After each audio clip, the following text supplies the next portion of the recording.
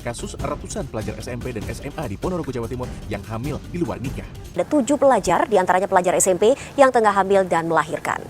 Ratusan anak di Ponorogo, Jawa Timur mengajukan dispensasi kawin atau menikah usia dini di pengadilan agama setempat.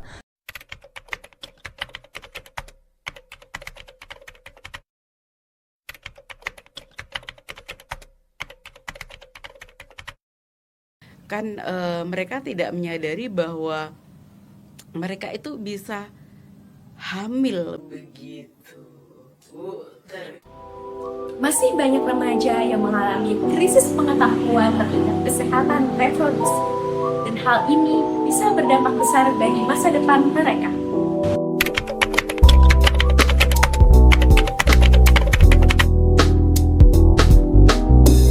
Menurut WHO, kesehatan reproduksi adalah keadaan sejahtera secara fisik, mental, sosial, dan tidak hanya terbebas dari penyakit atau kelemahan.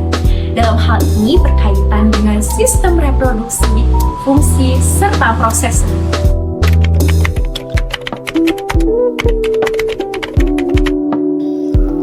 Kesehatan reproduksi sangat penting karena berhubungan langsung dengan kualitas hidup individu, keluarga, dan masyarakat secara luas.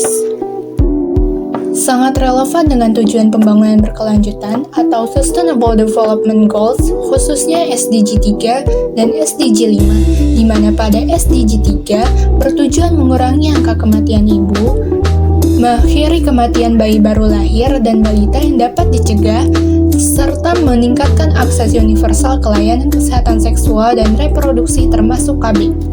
Dan pada SDG 5 bertujuan menjamin akses universal terhadap kesehatan seksual dan reproduksi serta hak reproduksi.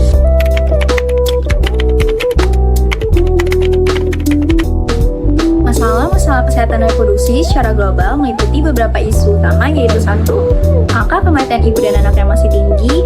2. Peningkatan kasus penyakit menular seksual dan HIV/AIDS. 3. Kehamilan remaja dan kehamilan tidak diinginkan. 4. Perkawinan dini.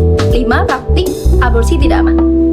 Menurut WHO, kematian maternal menempati urutan kedua dari 5 penyebab kematian teratas anak perempuan usia 15 hingga 19 tahun.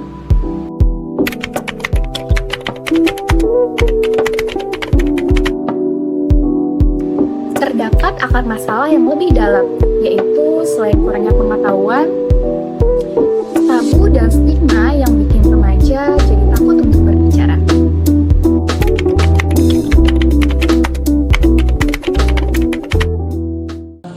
Remaja itu yang kita harapkan itu sebetulnya bagaimana dia mengerti proses daripada fungsi reproduksi itu. Kita mulai dari hal yang paling penting tapi sering dilupain. Kasih tahu soal seks itu nggak salah, asal jujur dan jelas. Edukasi yang bisa bikin mereka mengerti tanpa harus menakut-nakuti. Dan juga jangan lupa untuk memberikan tempat layanan kesehatan yang nyaman untuk para remaja, tempat nantinya mereka untuk bercerita, tanpa harus mereka takut untuk dihakimi. Dan yang terakhir, jangan lupa libatkan mereka dalam berbagai solusi. Soalnya kesehatan itu bukan cuma tugas kita untuk memberitahu, tapi juga belajar bareng dan bertumbuh bareng.